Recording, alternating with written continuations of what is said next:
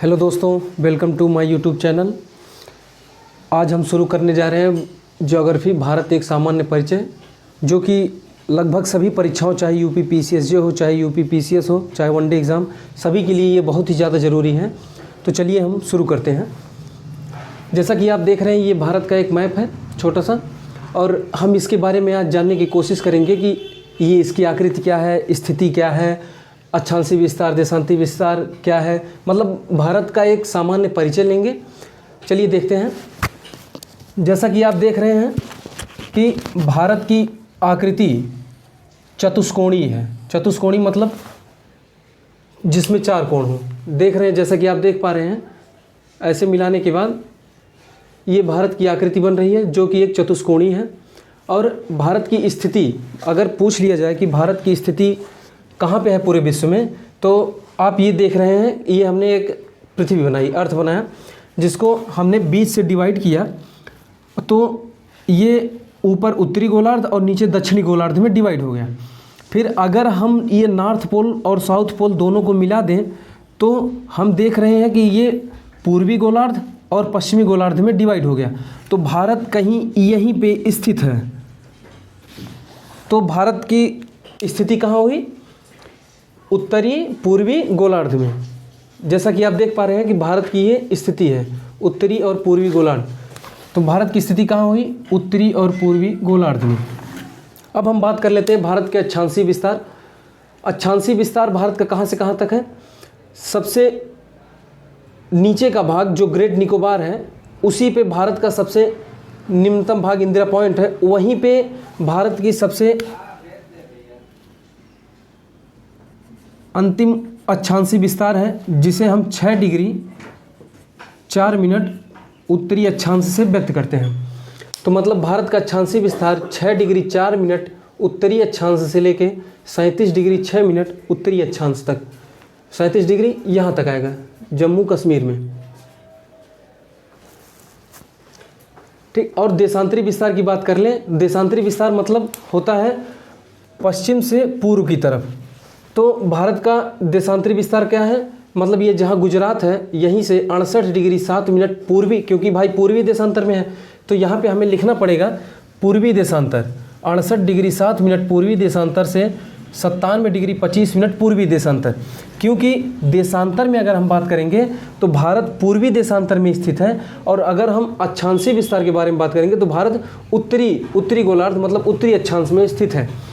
तो अगर पूछ लिया जाए कि भारत का अक्षांशीय विस्तार क्या है, तो पूरे भारत का अक्षांशीय विस्तार 6 डिग्री 4 मिनट से 37 डिग्री 6 मिनट 6 डिग्री 4 मिनट उत्तरी अक्षांश से 37 डिग्री 6 मिनट उत्तरी अक्षांश। और देशांतरी विस्तार 68 डिग्री 7 मिनट पूर्वी देशांतर से 97 डिग्री 25 मिनट पूर्वी देशांतर। अब अगर हम ये तो अंडमान जानते ही आप लोग, ये अंडमान निकोबार द्वीप समूह, यहाँ पे लक्षद्वीप समूह है।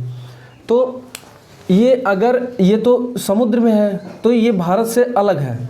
अगर हम भारत के मुख्य भूमि का अक्षांशीय विस्तार पता करना चाहें, तो भारत का मुख्य भूमि का दक्षिणतम बिंदु क्या है? कन्याकुमारी। अगर वहाँ पे हम अक्षांशीय विस्तार एक बनाएं, तो मुख्य भूमि का अक्षांशीय विस्तार 8 डिग्री 4 मिनट उत्तरी अक्षांश से 37 डिग्री 6 मिनट उत्तरी अक्षांश।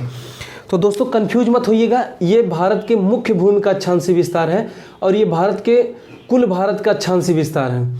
तो याद कर लीजिएगा कि 8 डिग्री 4 मिनट उत्तरी अक्षांश से 37 डिग्री 6 मिनट उत्तरी अक्षांश मुख्य भूमि का अक्षांशीय विस्तार है, जैसा कि आप देख पा रहे हैं। अब भारत जो कि एक चतुष्कोणीय है, टेट्रागोनल है, तो हम ये बात कर सकते हैं कि भारत की पूर्व से पश्चिम और उत्तर से दक्षिण कुछ लंबाई होगी ही। तो भारत के पूर्व से पश्चिम लंबाई मतलब गुजरात जो अंतिम पश्चिमी राज्य है, वहाँ से अरुणाचल प्रदेश जो कि भारत का पूर्वी राज्य है, वहाँ से एक सीधी सिरे में एक सीधी रेखा खींचा जाए, तो वहाँ गुजरात से लेके अरुणाचल प्रदेश भारत के पश्चिमी और पूर्वी छोर के बीच की दूरी है 2933 किलोमीटर। कितनी है दोस्तों? 2933 किलोमीटर। और जबकि भारत के उत्तर से दक्षिण लंबाई कितनी है? 3214 किलोमीटर। जैसा कि आप देख पा रहे हैं कि भारत के पूर्व से पश्चिम की लंबाई 2933 किलोमीटर और भारत के उत्तर से दक्षिण की लंबाई 3214 किलोमीटर। अब हम भारत के क्षेत्रफल के बारे में बात कर लेते हैं। भारत का कुल क्षेत्रफल 32.8 लाख वर्ग किलोमीटर है, जिसमें अंडमान निकोबार द्वीप समूह और लक्षद्वीप समूह दोनों को मिलाकर बताया जाता है। भारत का कुल क्षेत्रफल हुआ 32.8 लाख वर्ग किलोमीटर। अगर तो भारत के स्थलीय सीमा की हम लंबाई की बात करें, स्थलीय सीमा होती क्या है दोस्तों? जिससे किसी देश से सीमा जुड़ी हुई हो, मतलब समुद्र या किसी पानी वाली जगह से सीमा ना सटी हो। तो भारत की स्थलीय सीमा कहाँ से कहाँ तक हुई? यहाँ देखिए, ये अरब सागर यहाँ से शुरू होता है, तो मतलब कहीं यहीं पे भारत के स्थलीय सीमा की लंबाई, ऐसे हम चलते चलते चलते चलते ऐसे करते हुए हम यहाँ तक आ जाते हैं। ठीक, तो भारत की यहाँ तक स्थलीय सीमा हुई। तो भारत के स्थलीय सीमा की लंबाई 15,200 किलोमीटर है।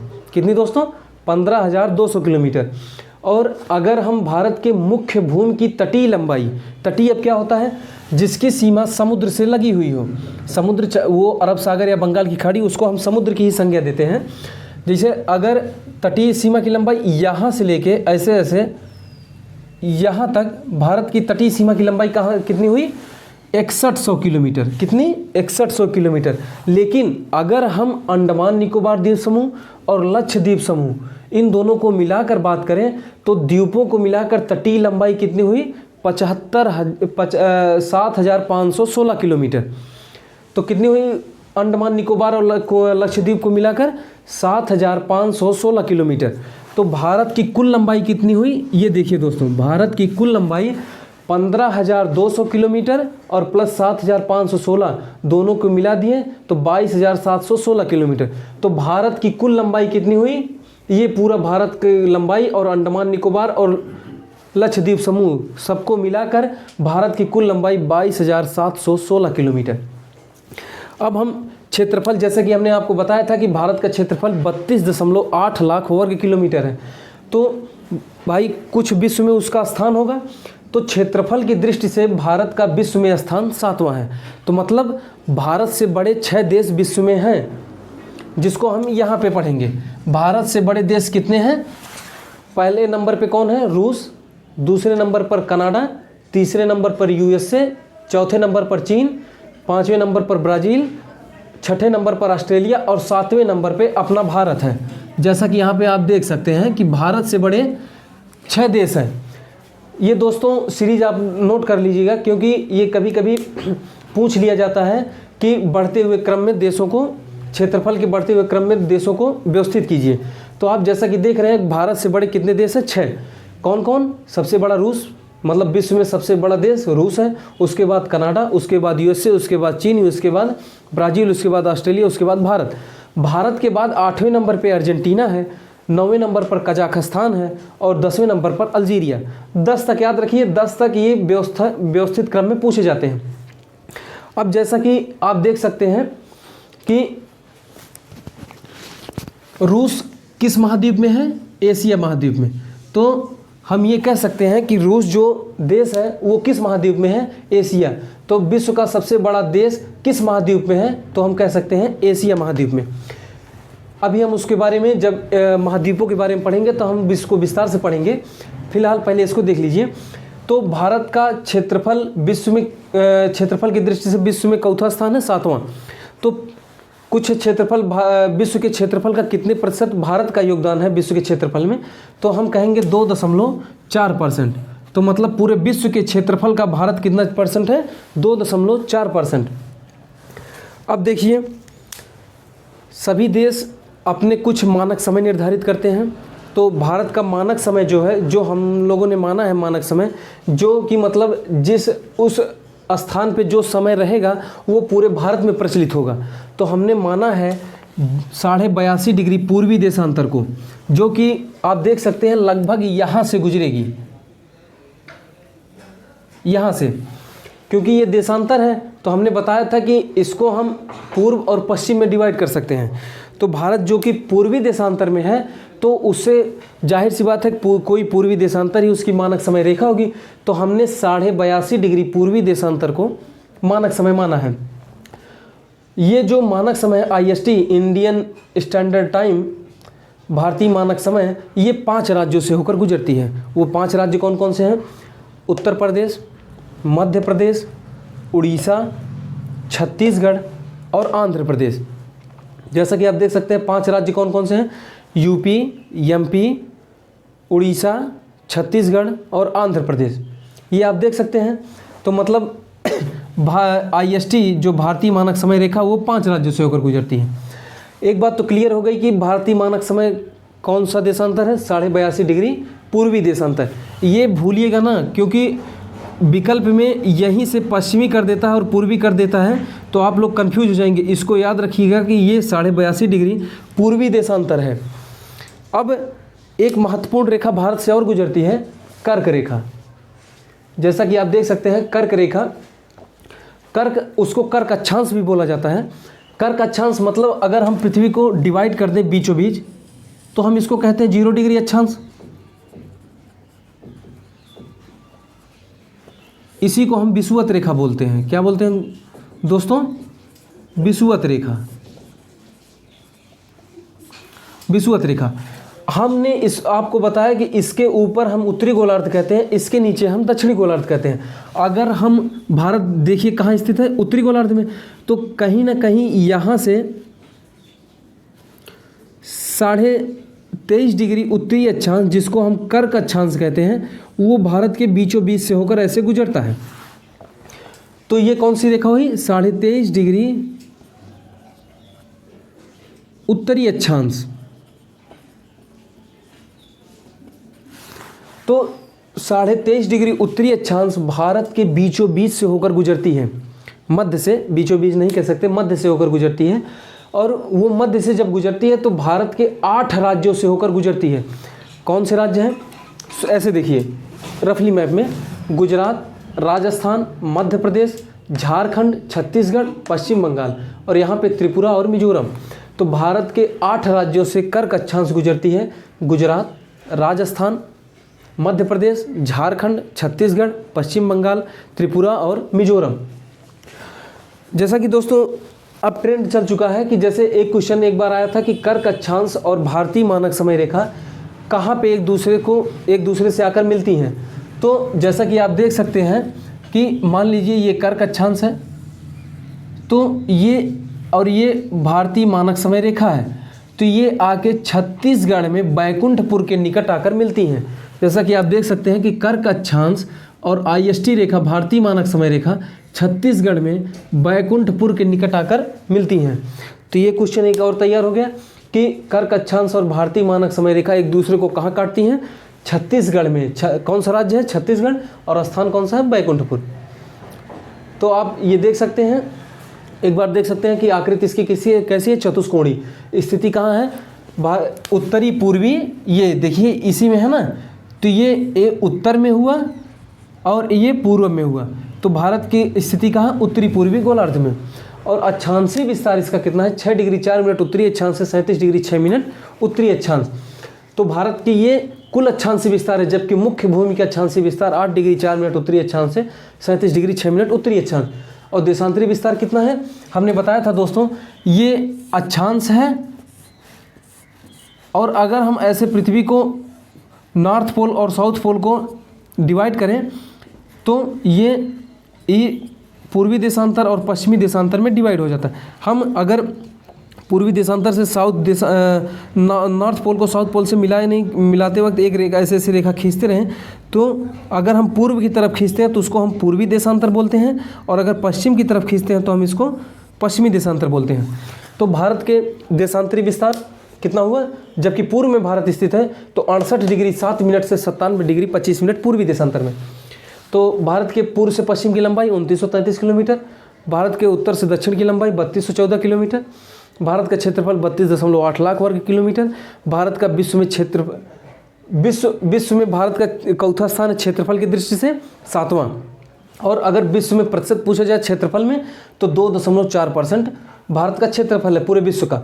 और भारत की स्थलीय सीमा की लंबाई कितनी है? 15,200 किलोमीटर। और मुख्य भूमि की तटीय लंबाई मुख्य भूमि की हमने आपको बताया था, ये गुजरात से लेकर पश्चिम बंगाल तक। हमने अंडमान निकोबार और लक्षद्वीप समूह को छोड़ दिया था। तो मुख्य भूमि भारत की यहीं तक है, ये तो भारत के मुख्य भूमि से बाहर है ना, इसलिए भारत की मुख्य भूमि की तटीय लंबाई 6100। अगर हम अंडमान निकोबार द्वीप समूह और लक्षद्वीप समूह दोनों को मिला दें तो भारत के द्वीपों को मिलाकर तटीय लंबाई 7516 किलोमीटर। तो भारत की कुल लंबाई कितनी हुई? 22716 किलोमीटर। अब हमने बताया कि भारतीय मानक समय जो भारतीय स्टैंडर्ड इंडियन स्टैंडर्ड टाइम है वो 82.5 डिग्री पूर्वी देशांतर है, जो कि भारत के 5 राज्यों से होकर गुजरती है, उत्तर प्रदेश, मध्य प्रदेश, उड़ीसा, आंध्र प्रदेश और छत्तीसगढ़। और कर्क अक्षांश भारत के 8 राज्यों से गुजरती है, गुजरात, राजस्थान, मध्य प्रदेश, झारखंड, छत्तीसगढ़, पश्चिम बंगाल, त्रिपुरा और मिजोरम। और कर्क रेखा और भारतीय मानक समय रेखा छत्तीसगढ़ में बैकुंठपुर के निकट आकर मिलती हैं, तो मतलब बैकुंठपुर के निकट आकर इन दोनों को काटती हैं। तो भारत से बड़े देश कितने हैं?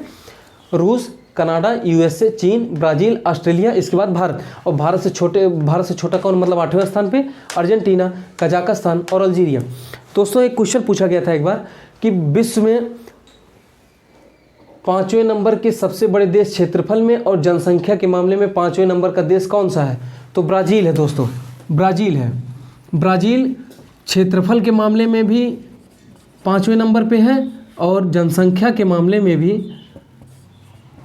5वें नंबर पे है। तो एक क्वेश्चन और तैयार हो गया, जैसा कि देख सकते हैं कि ब्राज़ील क्षेत्रफल में भी 5वें नंबर पे है और जनसंख्या के मामले में भी 5वें नंबर पे है। और अगर हम जनसंख्या के मामले में बात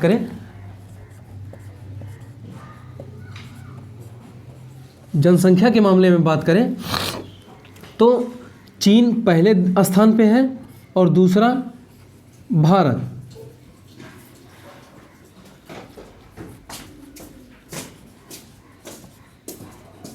तो मतलब जनसंख्या के मामले में भारत विश्व में दूसरे स्थान पे है। 2011 की जनगणना के अनुसार, जो पिछली जनगणना हुई थी भारत में वो 2011 में हुई थी, इसके अनुसार भारत के कुल जनसंख्या 121 करोड़ है। तो भारत की कुल जनसंख्या 2011 की जनगणना के अनुसार 121 करोड़ है। फिलहाल अभी तो आबादी 131-32 करोड़ के करीब हो गई है। तो लेकिन हम अपने राष्ट्रीय आंकड़ों के अनुसार देखेंगे तो 2011 जो अंतिम जनगणना हुई थी उस अनुसार भारत की जनगणना 121 करोड़ है। तो ये रहा छोटा सा टॉपिक, भारत एक सामान्य परिचय। अब आई होप आप लोग समझ गए होंगे। Thank you.